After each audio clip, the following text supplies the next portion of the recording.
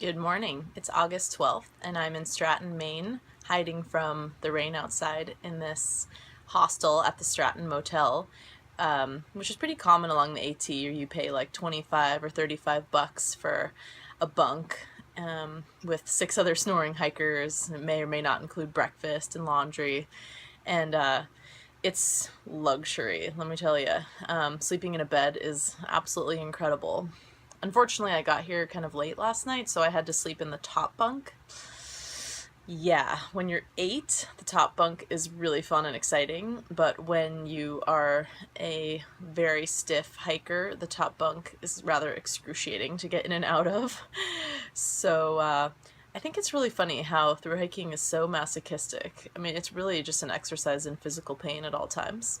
So keep that in mind if you're thinking about doing a long distance thru hike. But yeah, the hostels along the AT are really great because they give you loaner clothes. That's something I had no idea about. I thought I had to bring a pair of town clothes. Like, what was I going to wear when I'm doing my laundry at a laundromat? But a lot of the hostels just let you borrow random stuff. There's like a giant Goodwill closet, which is pretty awesome. I love that about the hostels. And God, just being in town is it's so incredible because there's hot water that comes out of the faucets and cold water too that you don't have to filter. And there's incredible food. Oh man, I was almost crying eating a cheeseburger and poutine yesterday. Poutine is this like amazing French Canadian dish that's basically French fries covered in gravy and cheese. It's amazing. I highly recommend it. I've been meeting a lot of French Canadians on the trail, actually, like day hikers, because we're so close to Quebec. So that's been kind of cool. I also met a 19-year-old girl who is a triple crowner, which means that she has done all 3 of the major long distance hikes in North America. So she did the Pacific Crest Trail when she was 13 with her mom, who's also a triple crowner. She did the Continental Divide Trail when she was like 16 by herself, which is a very isolated trail. Don't see a lot of people on that one. And then now she's finishing the AT, which she says is actually the most physically challenging of the 3.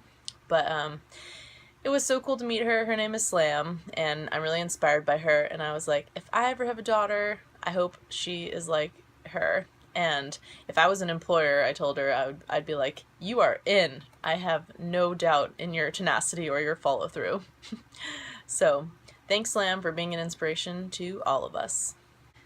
So going back to sleeping in a real bed, I was saying how the top bunk is really challenging when you're in pain all the time.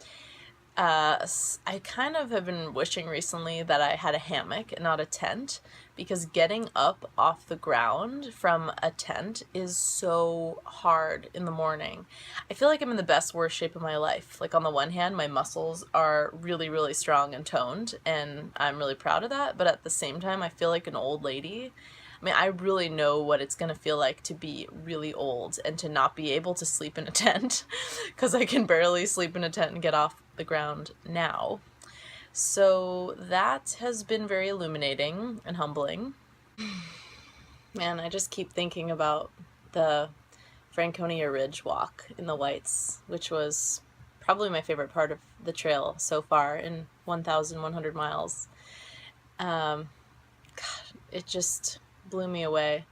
It's basically this walk over several mountain peaks with 360-degree views the entire time.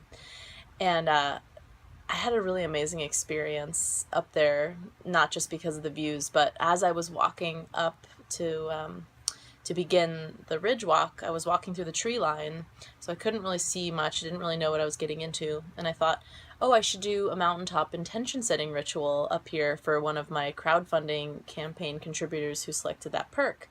But I couldn't think of who I would want to do an intention setting ritual for, because the list of names was in my pack and I was drawing a blank. I didn't want to get out the list. So I was like, okay, whatever. I just won't do any intention setting rituals.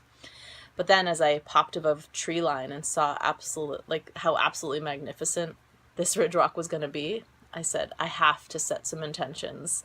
So I'm going to do some broader intention setting. Oh no. My pack was really heavy because I had just resupplied at the Franconia Notch Visitor Center, and so I thought, I'm gonna do this ridge walk for everyone who's carrying a heavy load, because even though my pack is heavy, my heart is wonderfully light because of this incredible journey that I've gotten the privilege to be on. So I'm gonna dedicate this ridge walk to people with heavy loads. And then when my feet started to hurt because of the heavy pack, I said, and I'm gonna dedicate this ridge walk to people who don't have mobility, who don't have the ability to do a ridge walk like this. I'm going to walk for them. And so I repeated to myself as I was walking, for people with heavy loads, for people without mobility. And as I walked, it got more and more beautiful, but also more and more challenging. The wind was whipping at my skin and the sun was beating down on me.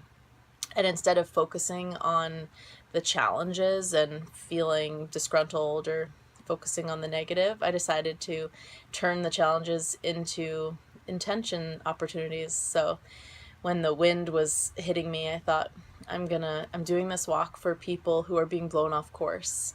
And when the sun was beating down on me, I said, I'm doing this walk for people who are in the spotlight and they don't want their lives to be in the spotlight.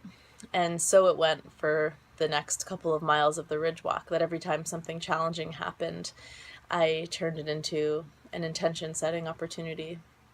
And then when I got to the very highest peak in the whole ridge walk, it was just so stunning and beautiful that I put my hand over my heart and I laughed and I cried and I danced and I sang. And I thought, I have one more intention, and this one is for all the people who are facing trials and tribulations, but who are choosing to celebrate anyway, because life is worth celebrating even when it's hard. And so I said that intention out to the universe, and then I thought, wow.